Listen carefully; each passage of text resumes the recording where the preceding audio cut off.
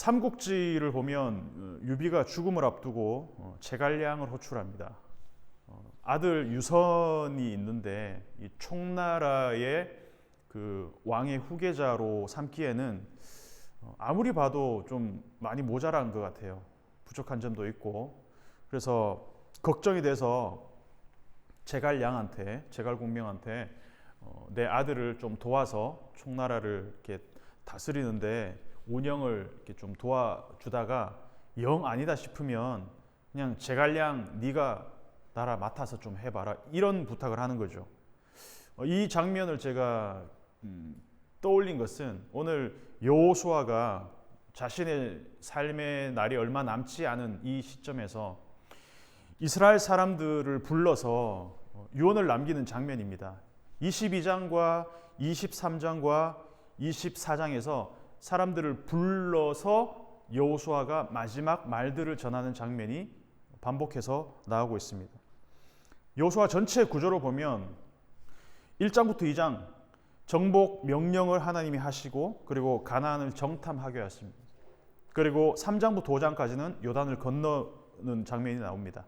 그리고 6장부터 12장까지 정복 전쟁을 벌이고 여리고성부터 시작해서 아이성, 이런 식으로 하나씩 정복 전쟁, 남방, 북방 연합군들을 격퇴하면서 그 정복한 왕들, 나라들의 왕들의 명단이 쭉 나옵니다. 그리고 나서 13장부터 21장까지는 12지파의 땅 분배를 하죠. 그리고 22장과 24장이 여호수아의 이제 마지막 에필로그와 같은 고별 설교라고 할 수 있습니다. 그래서 22장, 24장까지 여호수아가 누구누구를 불러서라는 표현이 3번이나 반복되고 있습니다. 22장 1절을 보면 그때 여호수아가 르우벤 사람과 갓 사람과 므낫세 반 지파를 불러서, 동쪽 지파죠. 23장 2절을 보면 여호수아가 온 이스라엘 곧 그들의 장로들과 수령들과 재판장들과 관리들을 불러다가, 이렇게 나옵니다. 그리고 24장 1절에도 여호수아가 이스라엘 모든 지파를 세겜에 모으고 이스라엘 장로들과 그들의 수령들과 재판장들과 관리들을 부르매. 22장부터 24장까지 형식은 전부 지금 나이가 많아서 곧 죽게 된 여호수아가 사람들을 불러서 당부하는 내용들인데, 제일 먼저 동쪽 땅 분배를 끝난 두 지파 반, 르우벤 지파, 갓 지파, 므낫세 반 지파를 부릅니다. 왜냐하면 이 사람들은 이제 요단 서쪽의 정복 전쟁을 끝나고 원래 땅 분배를 받았던 요단 동쪽으로 돌아가야 되잖아요. 그래서 동쪽 반 두 지파, 동쪽의 그 두 지파 반에게 고마움의 인사를 합니다. 오늘까지 날이 오래도록 너희가 너희 형제를 떠나지 아니하고 오직 너희 하나님 여호와께서 명령하신 그 책임을 지키도다. 22장 3절에 그렇게 나옵니다. 너희 형제들에게 하나님이 안식을 주셨다. 자, 이제 가서 be at peace, 평강 가운데 쉬어라.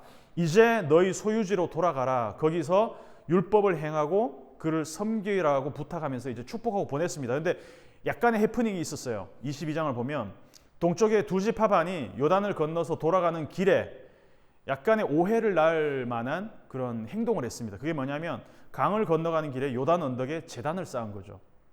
이게 불필요한 갈등을 조장할 뻔했지만 오해가 풀리고 나서 이제 잘 마무리가 됐습니다. 여기까지가 22장의 내용입니다. 그리고 나서 23장은 여호수아가 또 다른 리더들을 불러서 당부하는 내용입니다. 이스라엘의 리더들, 장로들, 수령들, 재판장들, 관리들, 리더십을 가진 사람들을 부릅니다. 하나님이 가나안 정복을 시작하신 지 많은 시간이 지났고 여호수아의 나이가 많아서 지금 늙었다라고 표현합니다. 그리고 여호와께서 주위의 모든 원소들로부터 이스라엘을 쉬게 하셨다. 안식을 주셨다. 지난주에 본 것처럼 누아흐 안식을 주셨다.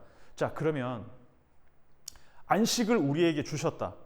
우리를 구원하셨다. 우리를 이 가나안 땅에서 쉬게 하셨다. 근데 이게 여호수아 세대에만 주어진 한시적인 안식이 아니라는 거예요.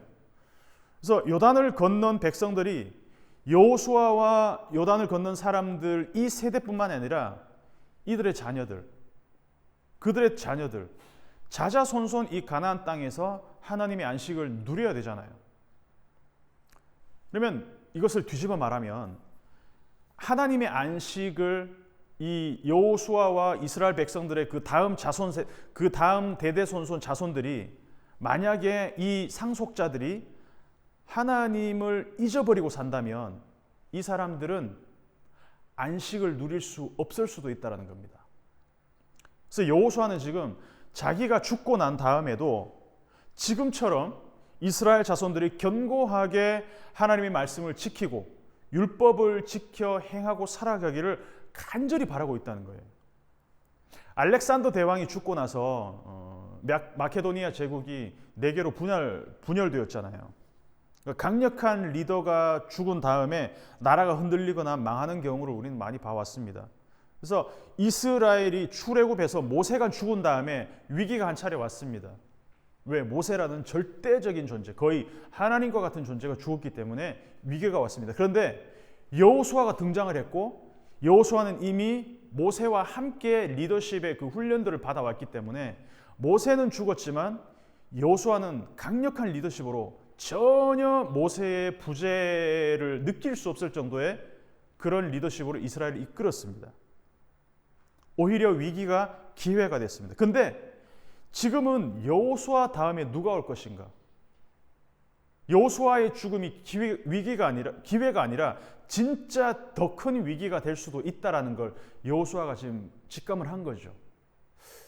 어떻게 보면 성경에 나오진 않지만 여호수아가 모세로부터 받은 그 리더십을 여호수아가 받은 것처럼 여호수아도 자기의 리더십을 바톤을 연결시켜줄 누군가를 세워놨었어야 되는데 어쩌면 여호수아는 그것에 실패했을 수도 있다라는 겁니다. 그래서 모세의 죽음 다음에는 여호수아가 위기를 기회로 바꿨지만 여호수아의 죽음 후에는 진짜 큰 위기가 올 수도 있다라는 것입니다. 자, 예를 들어서 대기업의 총수가 죽었을 때 이세가 기업을 물려받았다면 그것은 두 가지의 가치가 있습니다. 하나는 현재적 가치, 미래적 가치입니다. 현재적 가치는 뭡니까? 자, 대기업, 제가 만약에 삼성의 이재용 아들이라고 합시다. 생각만 해도 막 기분이 좋은데. 자, 그러면 이재용 부회장의 그 삼성 이재용의 아들이면 나는 현재적 삼성의 어떤 그 주식, 지분, 부동산, 뭐 회사 자산들 이런 것들을 다 갖고 있잖아요. 근데 그것만 물려받는 게 아니에요. 경영권을 물려받아요. 그러면 앞으로 이 기업을 어떻게 내가 경영해서 미래적 가치를 창출해낼 것인가, 이것은 내 몫이라는 거죠. 기업을 물려주셔서 감사합니다. 이러고 끝날 문제가 아니라는 겁니다. 앞으로 이 기업을 어떻게 경영하느냐에 따라서 이 기업이 더 커질 수도 있고 완전히 망할 수도 있다는 겁니다. 지금 이스라엘 상황이 딱 그 상황이에요. 여호수아는 곧 죽어요. 지금 이스라엘 백성들이 받은 현재적 가치는 분배받은 땅.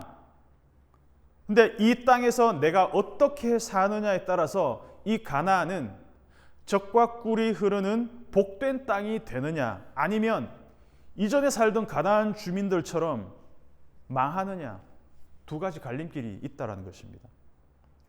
여호수아가 죽으면서 이렇게 말했을 수도 있어요. 이런 생각을 했을 수도 있습니다. 자, 나는 죽으니까 니네가 어떻게 살든지 내 알 바 아니다. 안녕. 그러고 이제 죽어요. 근데 여호수아의 성격상, 여호수아의 기질상 그럴 사람이 아니라는 거예요. 우리가 아는 여호수아는 그러고 죽을 사람이 아니었다는 겁니다. 그래서 죽음을 앞두고 불러 모은 사람들한테 지금 여호수아는 어떤 심정으로 이야기를 하고 있을까? 정말 피를 토하는 심정으로, 간절한 심정으로 얘기를 했을 거라는 거죠. 당부의 내용이 이겁니다. 하나님이 너희를 위해서 어떤 일을 하셨는지 봤지. 그러니까 앞으로 너희가 어떻게 살아야 될지를 가르쳐 주겠다는 겁니다. 이 가나안 땅, 이 복된 땅에서 얻은 그 기업을 이 12지파가 땅 분배를 받았는데 이것을 어떻게 경영해야 되는지 매뉴얼이 있다라는 겁니다. 그 매뉴얼대로 살아. 그렇지 않으면 너희 망해. 이런 내용입니다. 그래서 23장 전체의 이 여호수아가 쓰는 주어의 표현들을 보면 우리라는 표현이 거의 안 쓰이고 있습니다. 의도적으로 너희의 하나님, 너희 하나님 여호와께서 너희 중에 너희로만 쓰고 있어요. 왜 그래? 나와 너희를 분리하고 있습니다. 왜 의도적으로 여호수아가 이런 화법을 쓰고 있을까요? 나는 곧 죽으니까. 이제 나 없이 너희 스스로 이 땅에서 살아가는 법을 배워야 된다는 거죠. 5절에서도 마찬가지로 계속 5절 이하도 우리 아니라 너희가 남아있는 사람들에게 너희 하는. 그래서 23장의 핵심은 6절에 있습니다. 6절 한번 읽어보시죠. 6절 시작. 그러므로 너희는 크게 힘써 모세의 율법책에 기록된 것을 다 지켜 행하라. 그것을 떠나 우로나 좌로나 치우치지 말라. 이게 핵심입니다. 자, 여호수아 1장 7절을 한번 읽어보겠습니다. 1장 7절. 방금 읽은 말씀하고 1장 7절을 비교하면 오직 강하고 극히 담대하여 나의 종 모세가 내게 명령한 그 율법을 다 지켜 행하고 어떻게? 우로나 좌로나 치우치지 말라. 그리하면 어디로 가든지 형통하리니. 8절에서도 똑같은 말을 하고 있습니다. 이게 무슨 말일까요? 1장에서 하나님이 여호수아에게 하셨던 말을 그대로 여호수아가 지금 이스라엘 백성들에게 하고 있다는 겁니다. 무슨 말일까요, 이게? 여호수아는 자기의 삶이 다하는 순간까지 하나님으로부터 받은 그 말씀 그대로 지키고 살았다는 말입니다. 그냥 머리로 받은 게 아니에요. 율법을 다 지켜 행하라. 좌로나 우로나 치우치지 마라. 강하고 담대하라. 여호수아는 이 말씀을 몸에 새겼습니다. 그리고 몸으로 살았어요. 하나님의 말씀을 몸으로 산 사람만이 이 말을 유언으로 남길 수 있습니다. 이걸 머리로 알고 있는, 머리로 암기한 사람은 절대로 이것을 말할 수 없어요. 이것을 기억할 수가 없다는 것이죠. 암기는 하고 있을 수 있어도 기억은 못한다는 겁니다. 머리로 외우고 몸은 기억하는 겁니다. 그래서 몸으로 산 것만 기억됩니다.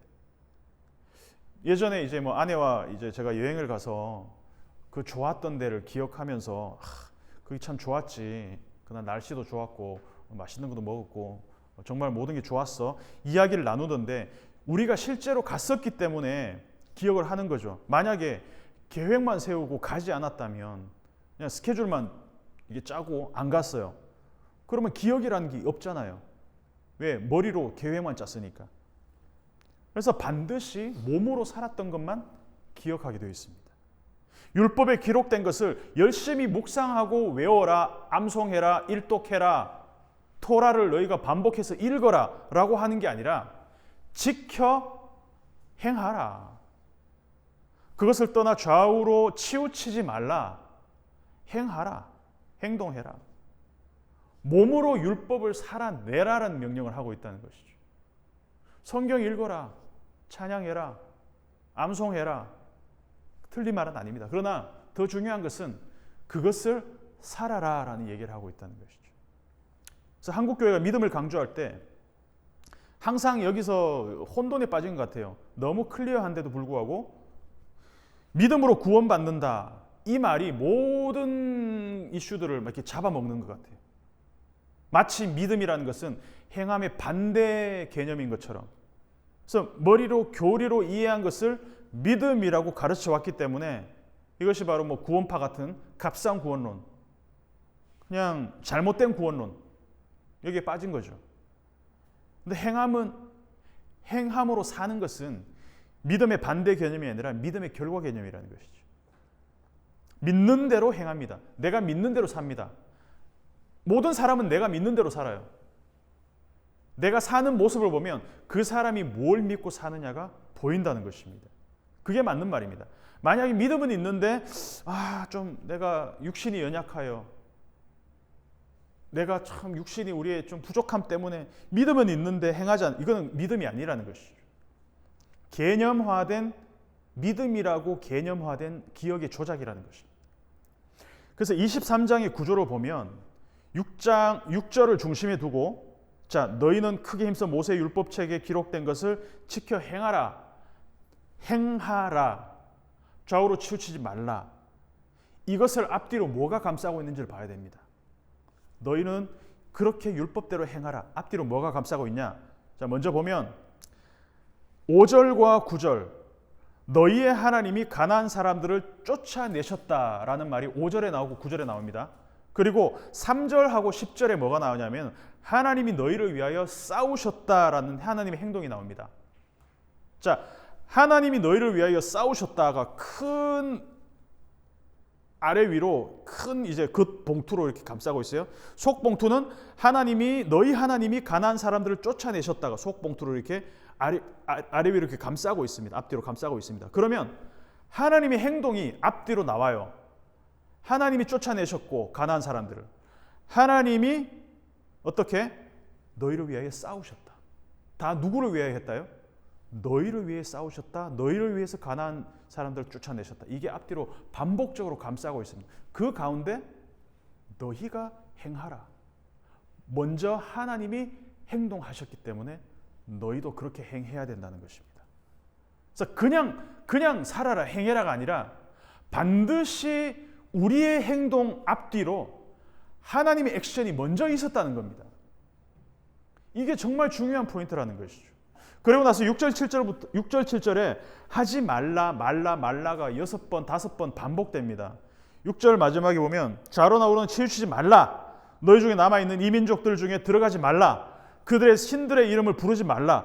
그것들을 가리켜 맹세하지 말라. 또 그것을 섬겨서 그들에게 절하지 말라. 계속 말라. 우리가 율법을 오해하게 되면 전부 하지 말라는 것에 포커스를 두고 미리 질려버리게 됩니다. 하지 마. 이렇게 하지 마. 이 음식 먹지 마. 너희가 결혼하면 이런 행동하지 마. 안식일에 나무하지 마. 말라에 질려버립니다. 그래서 하지 말라는 거를 하지 말려고 계속 애를 쓰다 보면 정작 무엇을 해야 되는지를 잃어버리게 된다는 것이죠. 근데 구약에 나오는 수많은 하지 말라 이 금기의 율법을 신약에서 딱 두 가지로 정리합니다. 뭐죠? 내 하나님을 사랑하라. 이웃을 사랑하라. 끝.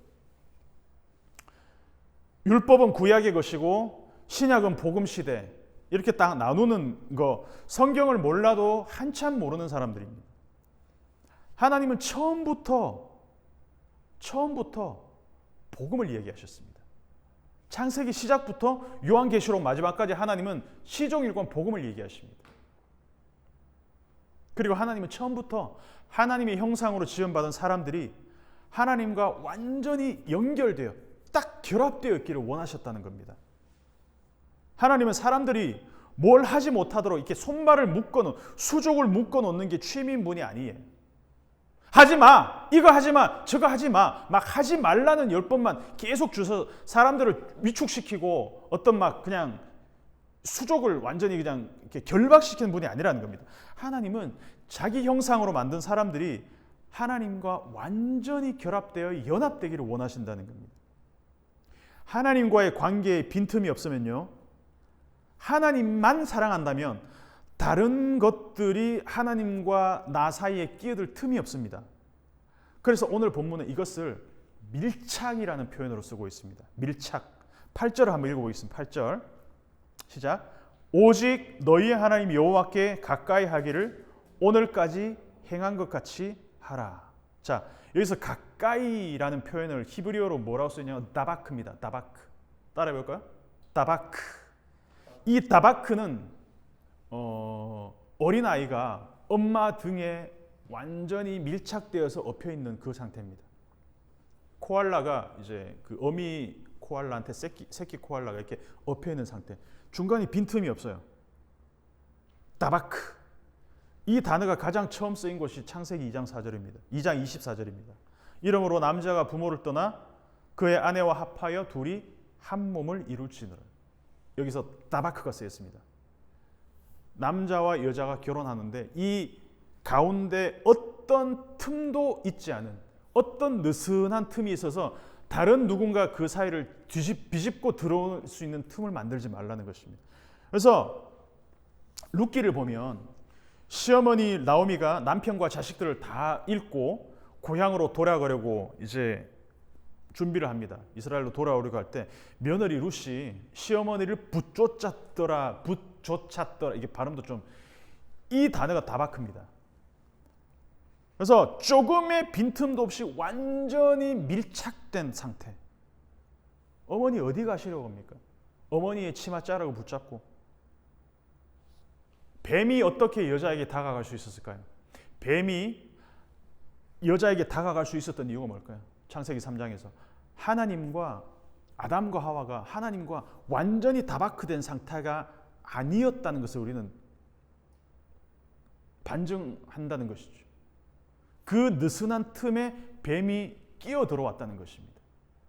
뱀의 속임에 현혹된다는 것은 하나님의 말씀보다 하나님의 말씀과 더 결합되어 있는 것이 아니라 뱀이 얘기하는 게 더 설득력 있게 다가왔다는 것은 그만큼 그 하나님과의 사람과의 관계가 느슨해졌다는 것입니다. 그래서 하나님과 우리의 관계가 완전히 밀착 다바크되어 있으면 하지 말라는 명령들이 사실 의미가 없습니다. 율법에 기록된 수많은 금기들, 하지 말라를 단번에 해결하는 유일한 방법이 뭐죠? 목숨을 다하고 마음을 다하고 힘을 다하고 뜻을 다하여 너희 하나님을 사랑하는 것. 내 온 존재로 마음과 목숨과 힘을 뜻을 다 그냥 온전히 하나님을 사랑하는 것. 하나님께 딱 붙어 있는 것.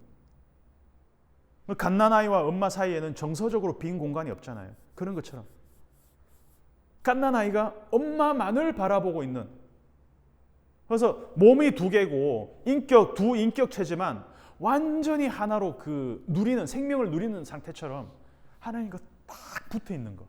그것이 하나님을 마음과 목숨과 힘과 뜻을 다하여 사랑하는 상태라는 것입니다. 성경에 정말 하나님과 일생을 딱 붙어 지낸 분이 한 분이 있습니다.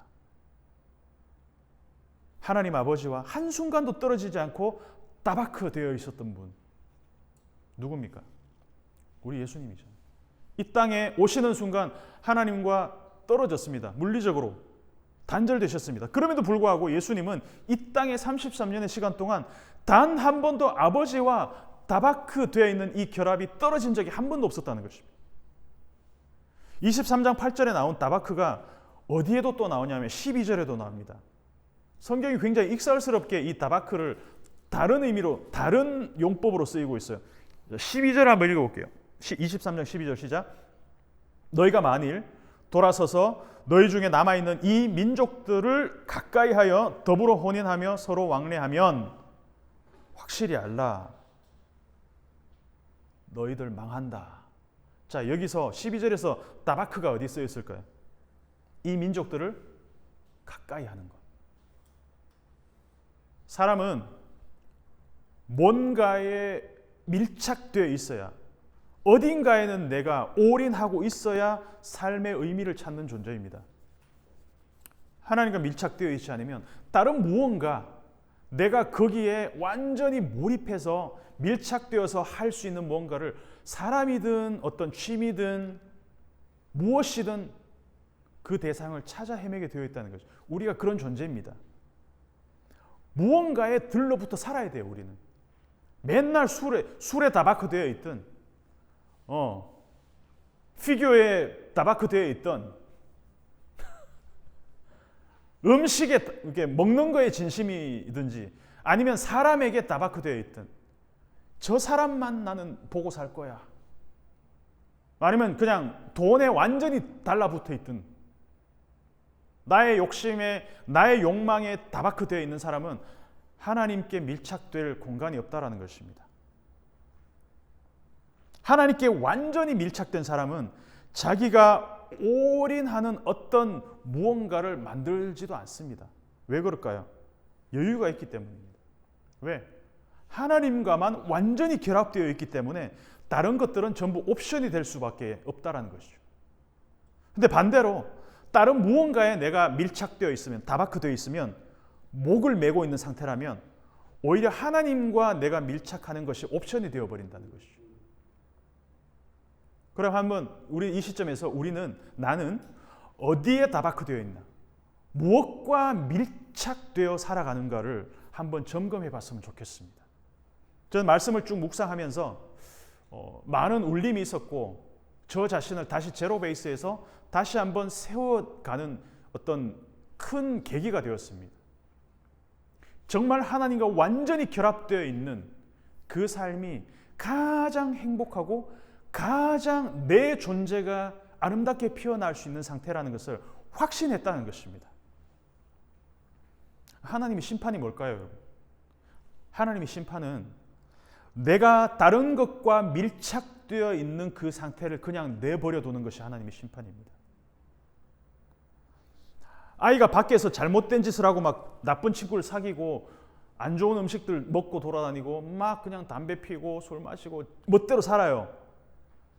근데 부모가 막 야단치고 벌 주고 막 이렇게 훈계하고 하다가 어느 순간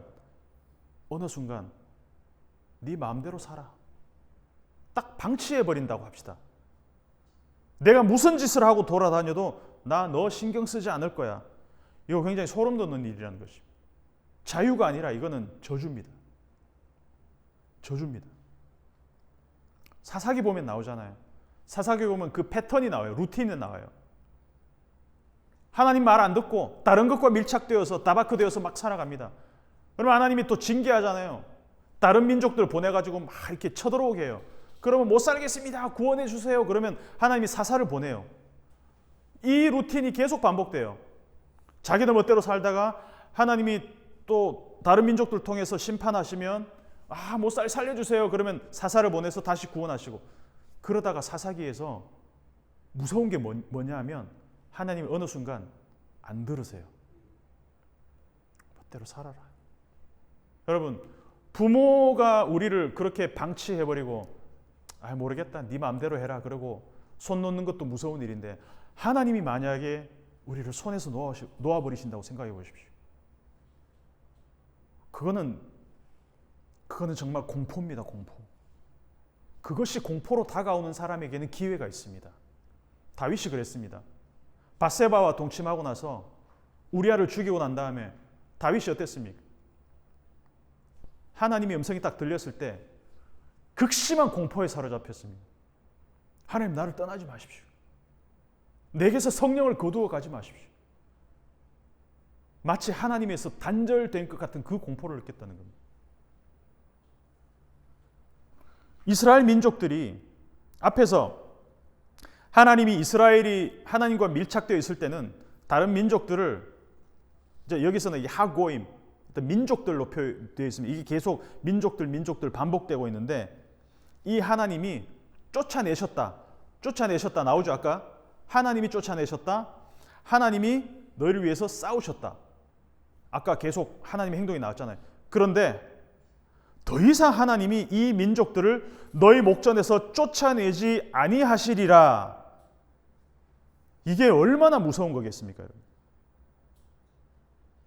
13절에 그렇게 나와 있어요. 확실히 알라.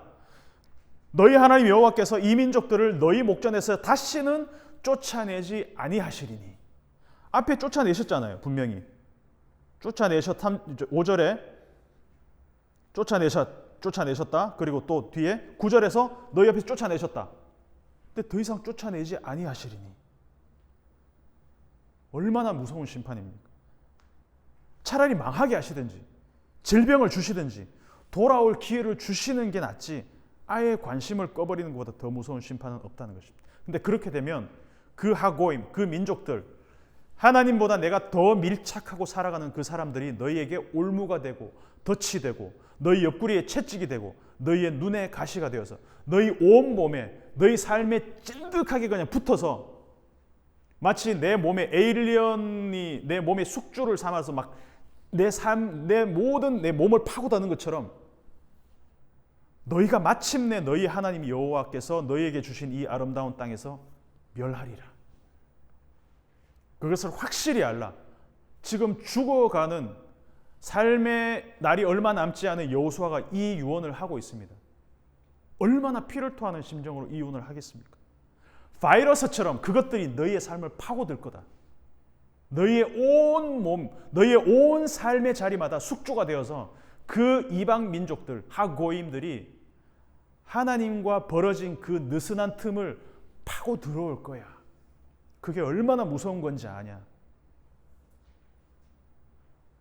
만일 너희가, 이걸 지금 16절에서 한 번 더 여호수아가 경고의 메시지를 하고 있다는 거예요. 16절 한번 읽어보겠습니다. 마지막으로 시작.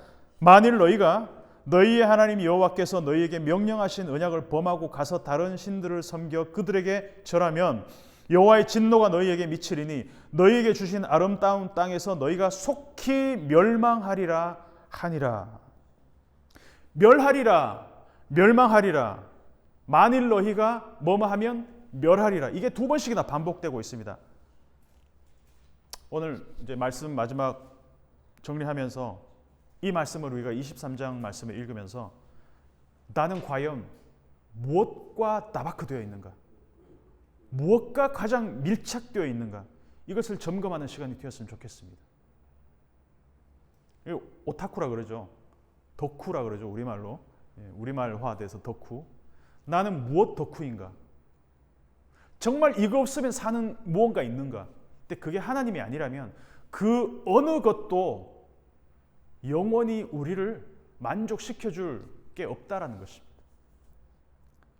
물론 우리의 취미생활, 우리 어떤 인간관계, 우리가 누리고 사는 물질들 다 좋습니다. 근데 그 모든 것들은 옵션이 되어야지 결코 우리와 다바크될 수 있는 본질이 아니라는 것을 깨달았으면 좋겠습니다.